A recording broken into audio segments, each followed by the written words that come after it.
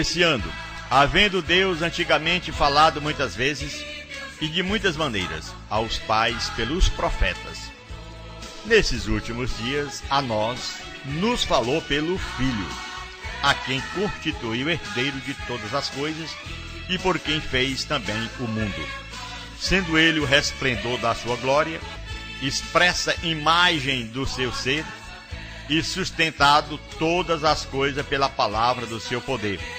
Havendo ele mesmo feito a purificação dos pecados, assentou-se à direita da majestade nas alturas, feito tanto mais excelente do que os anjos, quando herdou mais excelente nome do que eles.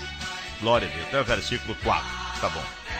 Amados irmãos, amigos que nos ouvem, observando bem esses dois primeiros versículos.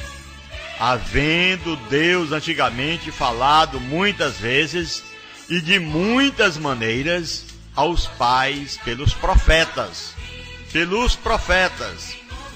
Nesses últimos dias, nesses últimos tempos, a nós nos falou pelo Filho, a quem constituiu herdeiro de todas as coisas e por quem fez também o mundo. Ou seja, Deus, havendo antigamente falado àqueles da antiga aliança, de muitas maneiras, aos pais pelos profetas, ele usou anjos, ele usou profetas, ele lutou no meio do seu povo, fez tudo, guerreou, naquela época da lei que era chamada Lei de Moisés, que ainda hoje a gente conhece, Lei de Moisés, ou lei que é conhecida dente por dente, olho por olho. Hoje nós vivemos numa lei chamada Lei de Cristo, não de Moisés, mas de Cristo. E aqueles que habitam na presença do Senhor, aqueles que que vivem à sombra do Onipotente, esses estão escondidos no esconderijo do Altíssimo, debaixo do sangue do Senhor, o qual ele derramou na cruz para nos salvar. Muito bem. Então, nesses últimos dias, Deus tem falado através de Jesus, através do seu Filho, do seu sangue na cruz. Mas o que tem separado o homem da presença de Deus, porque o homem vem para Cristo, aceita de coração, quando chega 30 dias de estada dele dentro da igreja, aquele tempo que ele passou, vem o ensinamento daquele lobo que está lá na frente dizendo, ser pastor, que se não der o dízimo, então ele não vai para o céu, porque a Bíblia mostra que nem o infiel verá o reino de Deus. E a pessoa não sabe qual é a fidelidade que Deus está cobrando, e está escrito dentro das páginas da Bíblia, ele vai em frente, ele dá até a vida, porque não importa, ele não conhece, é uma vítima, é uma presa muito fácil para aqueles que querem usar de má fé. Então, o dinheiro está no âmago de muitos problemas das igrejas. O problema maior hoje é o dinheiro. Algumas delas enchem seus cofres exigindo dízimos de seus membros para financiar estilo de vida extravagantes dos dirigentes da igreja. Muitos usam o dinheiro da igreja para construir grandes empresas. E isto, eu pergunto, é o que Deus quer? Aqueles que verdadeiramente procuram seguir Jesus precisam buscar a sua vontade no Novo Testamento. Se você tem, meu irmão, a vontade de seguir a Cristo, não vá seguir apenas pelo ensinamento do falso profeta. Vá à igreja, vá ao templo, se reúna, mas procure ler dentro da Bíblia a palavra de Deus, procurar o que Cristo fala ao seu coração. Ali encontramos tantas instruções, todas por apóstolos dentro da Bíblia Sagrada. Encontramos os apóstolos inspirados, como exemplos de como as regras das igrejas. As igrejas também obtinham e usavam o dinheiro no serviço do Senhor. Nós encontramos tudo em Atos dos Apóstolos, Jesus mostrando lá em Lucas capítulo 8, Paulo mostra também, prega aos Colossenses, aos Filipenses. Está escrito dentro da Bíblia. O que é cristão? É aquele que segue a Cristo. Como é que você é um seguidor de Cristo e não lê a Bíblia? Não, eu estou lendo o Velho Testamento. O senhor não está seguindo Jesus, você está seguindo Moisés. É o conhecimento, que falta de entendimento de muitas pessoas. O que a Bíblia diz sobre as finanças da igreja? No plano de Deus, a igreja é um corpo celestial. Você tem que saber disso. No Novo Testamento, o plano de Deus, a igreja é um corpo celestial, com uma missão espiritual. Glória a Deus. Muitos dos problemas das igrejas modernas hoje relacionadas com dinheiro são exatamente resultado de decisões humanas de deslocar o centro das atenções de sua missão espiritual para os interesses sociais. O problema é esse. Eles não verem, não observam o assunto espiritual, mas sim o social, políticos e comerciais. E no Novo Testamento, glória a Deus, as igrejas locais eram autônomas, cada uma servindo independentemente sobre a autoridade de quê? Da palavra de Cristo. O Novo Testamento não fala de nenhum tipo de estrutura, de organização ligando as igrejas locais. As hierarquias enormes das denominações hoje, tão comuns nesses dias, nunca são encontradas no Novo Testamento. Aí aqui tem um grupo, a igreja tem os membros, tem os pastores, e depois vem o presidente, faz a sua convenção chamada, e ficam lá aquele grupo, aquela hierarquia. Nada no Novo Testamento Paulo mostra isso aqui, nada. Eles criam isso aí, e aí diz, você traz o dízimo, depois nós tiramos o dízimo aqui, e vamos entregar o dízimo dos dízimos ao chefão que está lá, que deveria estar trabalhando, caçar pelo menos uma foice para embrocar uma roça. É uma coisa triste, lamentável a gente viver numa situação hoje. Que seja ele papa, que seja ele pastor, presbítero, que seja ele quem seja, não interessa. Na verdade se tornaram o quê? Ladrões de homens, roubando a pessoa, tirando da pessoa a verdade que é Cristo, tirando por interesse próprio. É o que nós vemos, o que mais acontece hoje. Em casos excepcionais, meus irmãos, a gente vê que como as igrejas do Novo Testamento recebiam o dinheiro. Como elas recebiam o dinheiro? Normalmente das contribuições dos cristãos, é claro.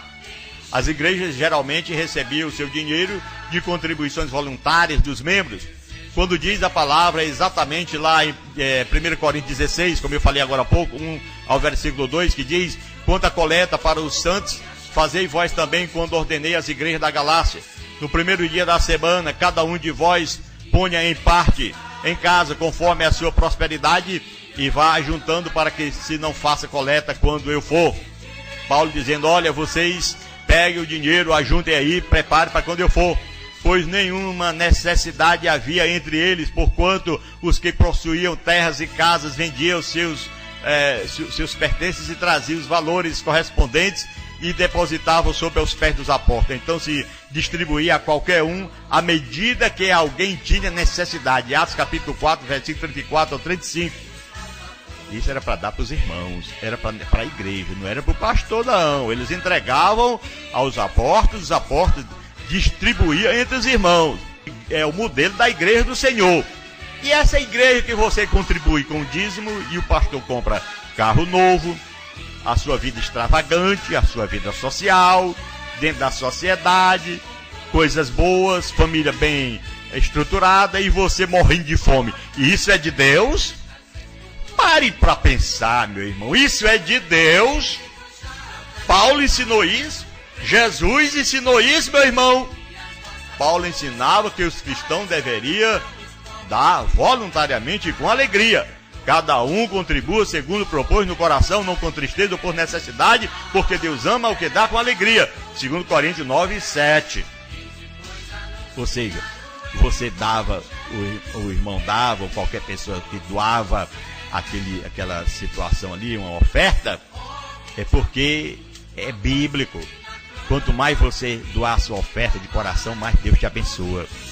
Mas dá 10%, uma quantia estipulada, 10%, lei de Moisés. Então você não está seguindo a Cristo, você não está fazendo o que os apóstolos mandaram, você não pertence à igreja de Jesus Cristo, você pertence à lei de Moisés. Qual é da tribo que você está pertencendo? É por isso que existem tantos cantores perversos que não sabem o que é a palavra de Deus, que diz que é um levita. Eu nunca vi levita aqui em Esperantina, nem no Piauí, nem no Brasil. Levita é aquele que é da tribo de Levi. Nós somos o quê? Se nós quisermos considerar, nós somos de qual tribo? Da tribo de Judá, da qual nem tinha profecia que iria sair o nosso sacerdote de lá. Meu irmão, há uma situação controvérsia, há uma roubalheira, há uma falta de entendimento, uma falta de Deus na vida desse povo. Em casos excepcionais de outras igrejas, em casos de necessidade tal como aquela causada por severa fome lá na Judéia, as igrejas pobres receberam assistências financeiras das congregações mais prósperas. É o que está escrito lá em Atos 11, 27 a 30. É por isso que Paulo enviou instruções à igreja de Corinto, também mencionada lá em Romanos capítulo 15, versículo 25 a 32, sobre as doações para ajudar os irmãos pobres de Jerusalém. Lá em 1 Coríntios 16, 1 a 4. Irmãos, como as igrejas do Novo Testamento usavam seu dinheiro, aleluia, aleluia, para ensinar o Evangelho. Desde que a missão principal da igreja é espiritual, 1 Timóteo 3,15, não é surpresa que as igrejas do Novo Testamento usassem seu dinheiro para espalhar o Evangelho. Exemplos desses empregos dos fundos arrecadados inclui o sustento financeiro de homens que pregavam o Evangelho. Aí sim, é o que eu digo. Mesmo assim, o seu pastor está pregando aí, falando ainda de Moisés, falando, mas está com fome. Jesus disse que a gente tem que dar comida a todos que tiver condições de dar. Se você tem condições, faça isso. Não deixe ele morrer de fome não, tá bom? Ajude, dê sua oferta. Mas não dê dízimo. E vá confrontar ele. Pergunte onde Jesus Cristo, o nosso Salvador, mandou ele pagar dízimo. Ou você, meu irmão, é de Cristo? Eu sou de Cristo. Diga. Você vai dizer para ele, eu sou de Cristo. Pois então, como você é de Cristo, me mostre uma palavra de Cristo aos cristãos mandando pagar dízimo, devolver dízimo. Não tem. Pois já que eu não sou um seguidor de Cristo, eu sou apenas um observador, eu queria pelo menos observar, saber onde é que está escrito pelos apóstolos ou qualquer história dentro do Novo Testamento que emprega essa palavra dízimo para os que são cristãos. Não tem, meu irmão. Não tem um versículo sequer que mostre Jesus mandando cristão pagar dízimo. Apenas Mateus 23 e 23 e outros versículos que diz que eram os escribas e fariseus hipócritas, fingidos, mentirosos, cruéis, homens ruins, lamentável, e se disfarçavam de homens de Deus, na verdade eram eles lobos devoradores, que é o mesmo caso de hoje. Jesus nunca mandou nenhum cristão para pagar dízimo, mas sim escribas e fariseus hipócritas, mentirosos. Então, quando o homem cobra dízimo, ele é um hipócrita, um mentiroso, um fingido, um mentiroso, ruim. E quando você devolve, você é uma vítima na mão desse ladrão. Para cuidar dos santos necessitados, quanto aos cristãos pobres necessitavam, nas assistências, quanto ao dinheiro das ofertas para uso, para acudir aqueles que necessitavam. Está em Atos capítulo 4, 32 a 37, 6, 1 a 4. É o que está escrito.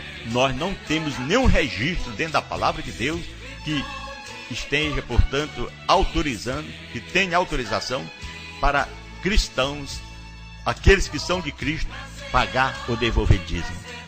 Mas tem muitos hipócritas, desculpe se você que está nos ouvindo e paga, desculpe, eu sou obrigado a dizer para você, se mesmo que você não seja, você está praticando uma atitude de hipócrita. Deixe essa atitude maligna, aceite a Cristo de verdade, contribua com a sua oferta, dê a sua oferta o que você puder e quiser, até mesmo a sua vida você já ofertou a Deus, então tudo que você tem é de Deus, não é só 10%, é tudo. Então ajude o trabalho de Deus, ajude o necessitado, ajude ele, o pastor, alguém que está na igreja, ajude com a sua oferta, mas não dê dízimo. Dízimo é coisa de que eu já falei várias vezes, coisa que separa o homem de Deus, e tudo aquilo que separa o homem de Deus não é de Deus, é do diabo.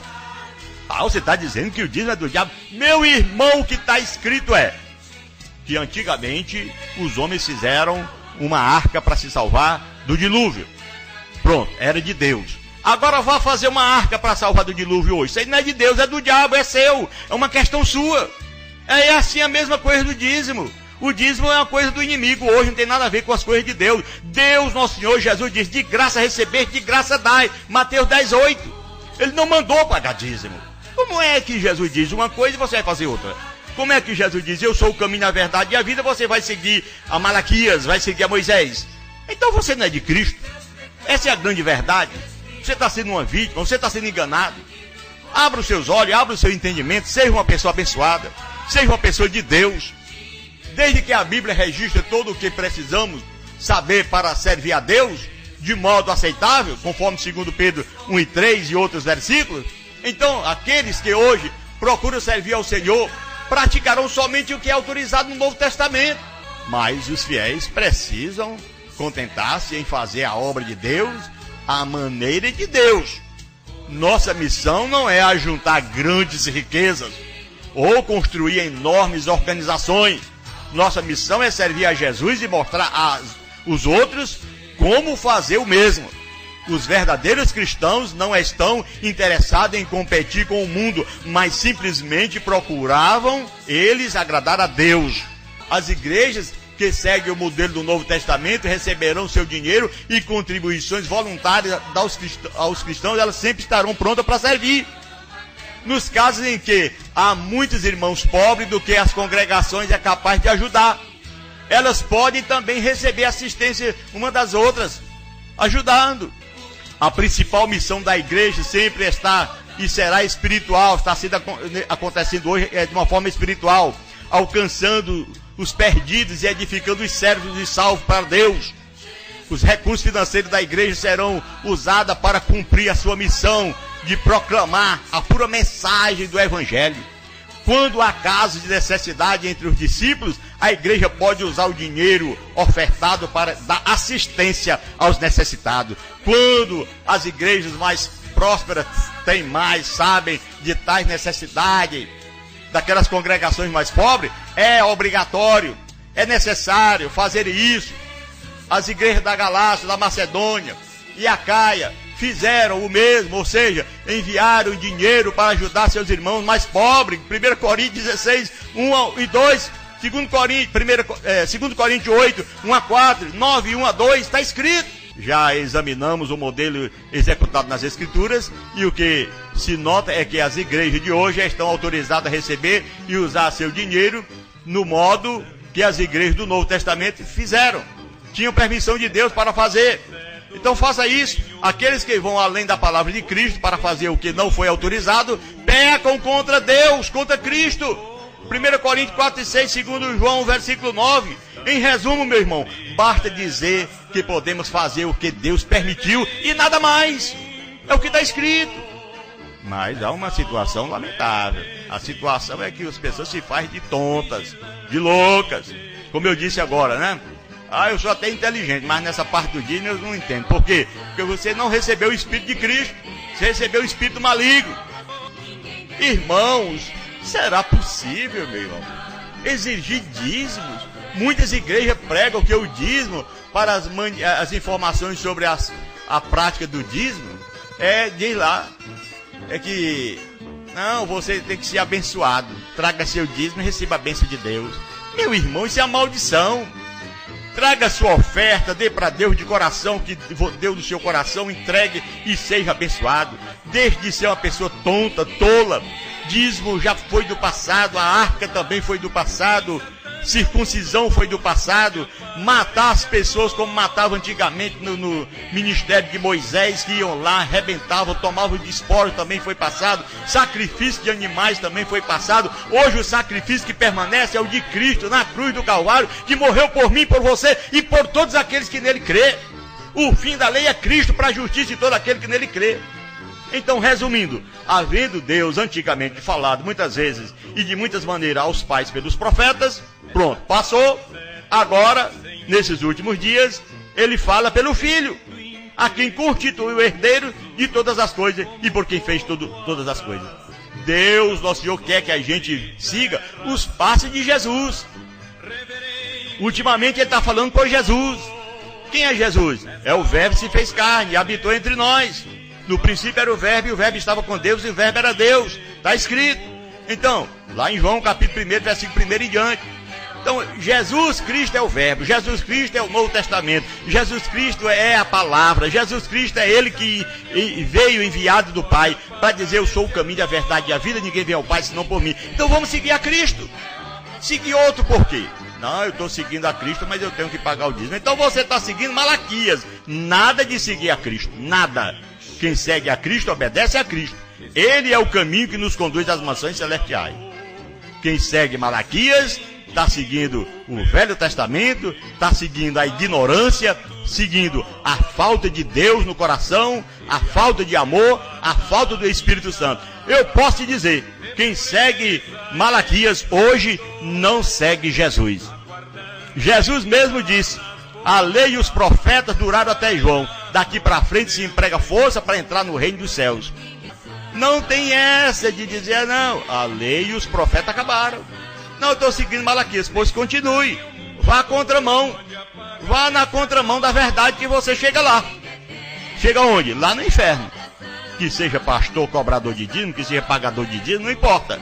Você se lembre que está escrito, o irmão de Jesus falou: aqueles que são de Cristo têm a mente de Cristo. Como é que eu tenho a mente de Cristo e compreendo a palavra de Deus, e você tem a mente de Cristo e não compreende? Então tem uma mente diferente. O que é que Jesus disse lá em João 8, 42 e diante? Porque vós não entendeis a minha linguagem. Vós sois filhos do diabo, porque não entende a minha linguagem. Então, meu irmão, quando o homem não entende a linguagem de Cristo, é claro que ele está com o demônio dos coros. Então aceite Jesus de coração, mande um irmão que é verdadeiro servo, filho de Deus, orar por você. Largue essa igreja de dízimo de mão, que isso é maldição. E eu provo, estou falando aqui no rádio, pode gravar, e eu falo na televisão, eu falo até no inferno, se for necessário, em o nome de Jesus. Estão falando a verdade, a palavra de Deus. Ou você não entende essa linguagem, ou você não tem a Bíblia para ler a palavra, ou você não compreende que o Espírito Santo de Deus veio para nos dar liberdade. Jesus disse: eu vim para que tenham vida e a tenham em abundância. Ou você não conhece a verdade. Jesus disse: conhecereis a verdade vos libertará. Como é que você é liberta? Se você ainda é presa à situação e doutrina de homem. Não, mas o meu dinheiro eu dou para quem eu quero, é meu, faça o que você quiser. Vá mesmo para o inferno com o seu dinheiro. Você não quer ir para o céu? Agora quer ir para o céu? Aceite Jesus, atenda a palavra de Deus. Se você é um bêbado, deixe de ser um bêbado. Se você é um ladrão, deixe de ser um ladrão. Se você é um criminoso, um assassino, deixe de ser isso aí. Se alguém está em Cristo, nova criatura é. As coisas velhas passaram, tudo é novo. Aceite Jesus, vamos viver a vida. Em breve, Jesus nos levará para as mansões celestiais. Este é o caminho, este é a verdade, este é a vida que nos conduz às mansões celestiais. Ele mesmo disse: não se turbe o vosso coração. Não duvide. Creia em Deus e creia em mim. Na casa de meu pai há muitas moradas. Vou preparar lugar. Quando eu preparar lugar, voltarei outra vez e vos levarei para mim mesmo, para que onde eu estiver, estejais vós também. Esta é a verdade. Aceite Jesus para morar no céu. E a noiva tá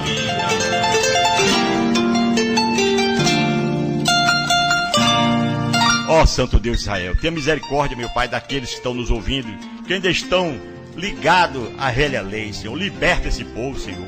Toca no coração deles, meu Pai, assim como o Senhor fez comigo, faça com eles, meu Pai. Que o Senhor tem nos libertado, glória a Deus. Me sinto feliz e alegre, aleluia, em pregar a Tua palavra com disposição, disponibilidade para enfrentar qualquer mal em nome do Senhor. E eles estão lá, Pai, presos. Ó Deus, tenha compaixão, tenha misericórdia. Te peço e te agradeço por tudo e te peço por todos, em o nome de Jesus. Você que está orando, diga amém. Diga graças a Deus, aceite essa palavra.